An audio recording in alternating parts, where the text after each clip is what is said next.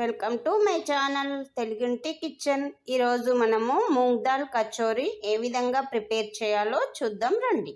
ముందుగా మూంగ్ దాల్ కచోరీ కొరకు 1/2 కప్పు పెసరపప్పు తీసుకోవాలి.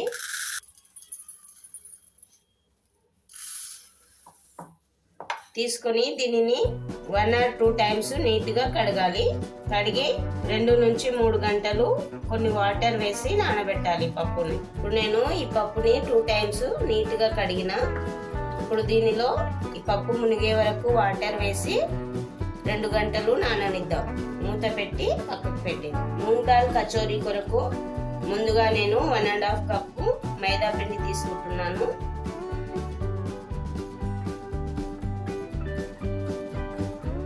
ఇందులో 1 teaspoon chilli flakes, 1 teaspoon వాము తీసుకుంటున్నాను. వాము క్రష్ చేసి తీసుకోండి.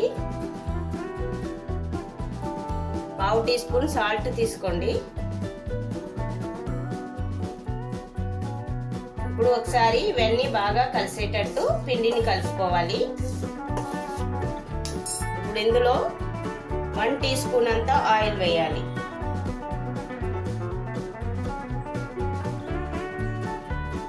వేసి ఇదంతా బాగా కలిసేటట్టు కలపాలి. ఆయిల్ అంతా ఇలా అంటే పిండి ఇలా ముద్దగా అనిపించాలి. ఇప్పుడు దీనిలో కొన్ని వాటర్ వేసుకుంటూ చపాతి పిండి కంటే కొద్దిగా స్మూత్ గా కలుపుకోవాలి.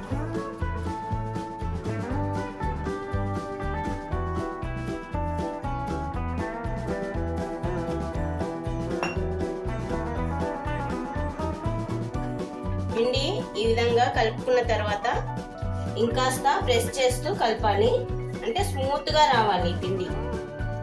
ఎంత స్మూత్ గా వస్తే కచోరీ అంత బాగా పొంగుతుంది. ఈ విధంగా స్మూత్ గా రావాలి. పిండి మొత్తం కలిపిన తర్వాత దీనిపైన కొద్దిగా ఆయిల్ వేసి ఏదైనా మూత గాని లేదా క్లాత్ గాని వేసి 15 minutes పక్కకు పెట్టాలి. మనము ఈ పెసరపప్పును నానబెట్టి 2 నుంచి 3 గంటలు అవుతుంది. ఇప్పుడు దీనిని వాటర్ వడకట్టి మిక్సీ జార్లో వేసుకొని కొద్దిగా బరకగా మిక్సీ పట్టుకోవాలి. వాటర్ అన్ని వెళ్ళిపోయినాక మిక్సీ జార్లోకి వేసుకొని చిటికెడు సాల్ట్ వేసి బరకగా మిక్సీకి పట్టాలి. మెత్తగా పట్టొద్దు, అంటే పిండిలాగా స్మూత్ గా రావద్దు, బరకగా రావాలి. ఇప్పుడు మనం దీనిని మిక్సీకి పడదాం. ఈ విధంగా బరకగా మిక్సీకి పట్టాలి పెసరపప్పు. ఇప్పుడు మనము కచోరీకి కావలసిన మసాలా ప్రిపేర్ చేద్దాం. కచోరీ మసాలా కొరకు ముందుగా స్టవ్ పైన కడాయి పెట్టి కడాయి వేడెక్కాక 2 టీ స్పూన్స్ నెయ్యి కానీ ఆయిల్ కానీ వేసుకోండి. ఇప్పుడు నెయ్యి కరిగాక 1/2 టీ స్పూన్ ఆవాలు, 1/2 టీ స్పూన్ జీలకర్ర వేయండి. 1 టీ స్పూన్ సోంపు వేయండి. ఇవి కొద్దిగా వేగాక 1/2 టీ స్పూన్ అల్లం వెల్లిగడ్డ పేస్ట్ వేయండి. ఫ్లేమ్ మాత్రం సిమ్ లోనే పెట్టి చేయండి, ఎందుకంటే ఇవి త్వరగా మాడిపోతాయి. ఇప్పుడు ఇందులో 1/2 టీ స్పూన్ పసుపు, 1 టీ స్పూన్ కారం వేసుకోండి. 1/2 teaspoon salt, 1 teaspoon ధనియాల పొడి, 1/2 teaspoon garam masala, 1 teaspoon chaat masala, 1/2 teaspoon జీలకర్ర పొడి. ఈ మసాలాలన్నీ వేసిన తర్వాత 2 టేబుల్ స్పూన్స్ బేసన్ వేయండి, శనగపిండి.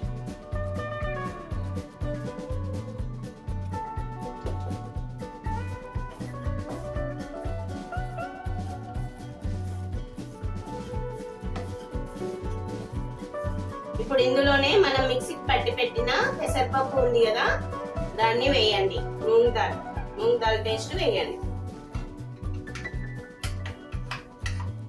ఇప్పుడు దీనిని బాగా ఫ్రై చేయండి. సిమ్ మీద పెట్టి మాత్రమే ఫ్రై చేయాలి.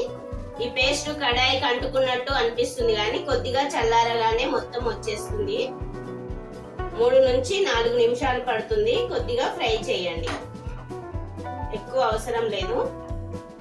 మళ్ళీ మనం డీప్ ఫ్రై చేస్తాం కాబట్టి ఎక్కువ ఫ్రై చేయాల్సిన అవసరం లేదు. మనం పప్పును నానబెట్టినాం కాబట్టి అందులో కొద్దిగా వాటర్ ఉంటాయి కాబట్టి ఆ వాటర్ పోయే వరకు ఫ్రై చేయండి. ఇప్పుడు స్టవ్ ఆఫ్ చేసుకొని ఈ మసాలాని కొద్దిగా చల్లారనివ్వాలి. ఇప్పుడు ఈ మూంగ్ దాల్ మసాలా చల్లారే లోపల మనం కలిపి పెట్టుకున్న మైదా పిండి ఉంది కదా, దీనిని రౌండ్ గా బాల్స్ లాగా ప్రిపేర్ చేయాలి.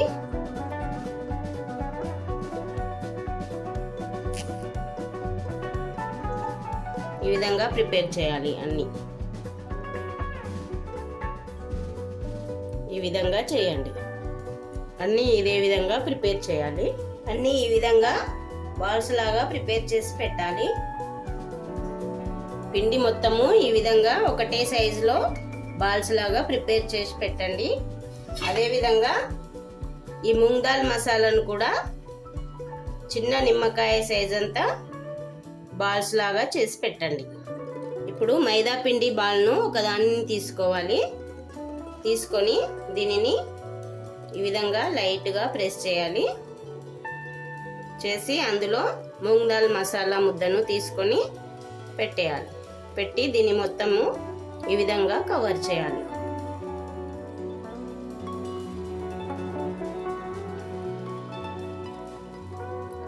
ఈ ఎక్స్ట్రా పిండి వస్తుంది కదా, దీనిని తీసేయాలి.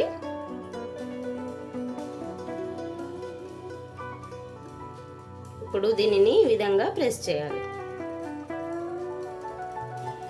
ఈ స్టఫింగ్ లోపల పెట్టిన తర్వాత ఈ విధంగా ప్రిపేర్ చేయండి.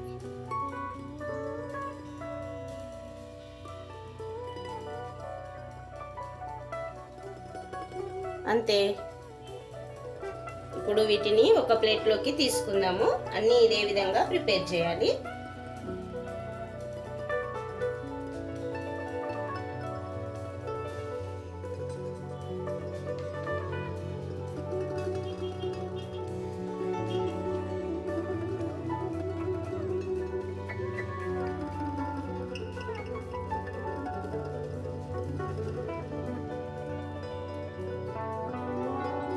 ఎక్స్ట్రా పిండి తీసేయండి.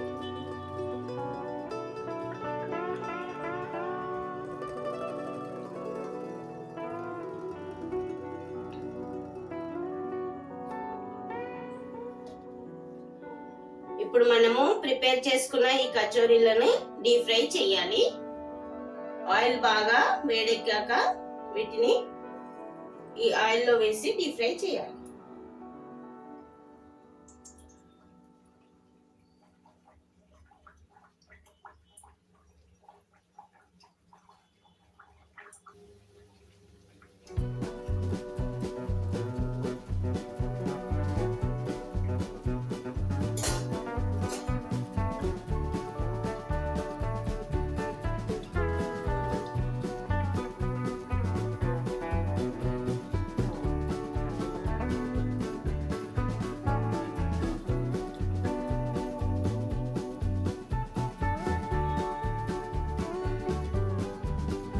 లైట్ గా ఫ్రై అయిన తర్వాత పొంగుతాయి.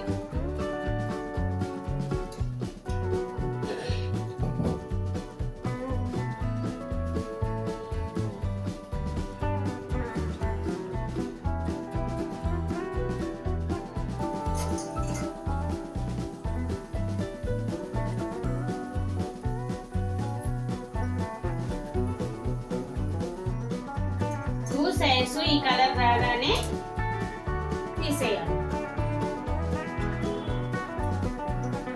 అంతే, కచోరీ రెడీ అయింది.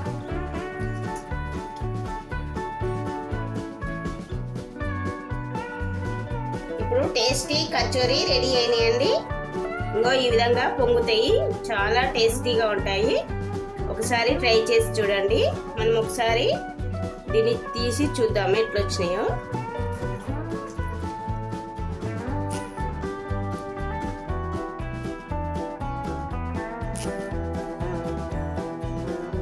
ఈ విధంగా వస్తాయి, చాలా టేస్టీగా ఉంటాయి. మీరు ఒకసారి ట్రై చేసి మీకు ఏ విధంగా వచ్చినాయో చెప్పండి. ఇప్పుడు మనం వీటిని సర్వింగ్ బౌల్లోకి తీసుకుందాం.